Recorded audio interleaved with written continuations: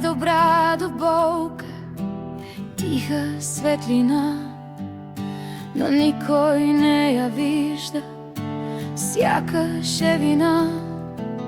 Сред свои е чужда, в свой дом е сама. Дава обич правда, връщай се тъма. Сърцето й е чисто, ръцете добри, на всеки помага, забравя дори себе си болката, своята нощ, а после я сочат. Все тя е лоша, все тя е грешна мощ.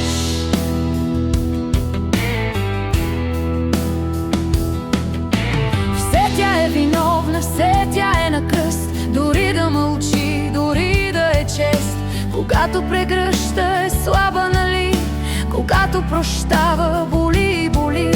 Изгуби човека до себе си рано, без време, без Богом, без чакай, без дано. Света й се срина в тиха мъгла, а тя пак остана майка, жена. Обещаваха всички, ние сме тук, ще мине, ще можем, ще хванем този път. Но думите паднаха като прах, изчезнаха хората, остана и страх. Сега е сама със сълзите в нощта и силна по навик, не по лекота. На всичкото отгоре тежък товар, двама слепи души държи като дар.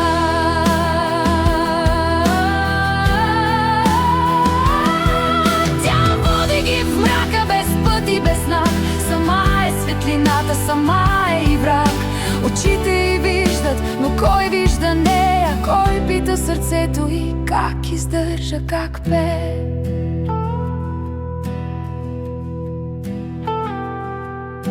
А тя пак обича, пак носи вина, пак слага усмивка върху тъгата една.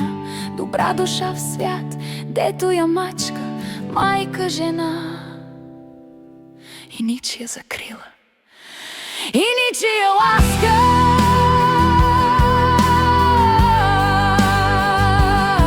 И ако някой ден Бог я прегърне с ръка, дано и прошепне: ти беше добра.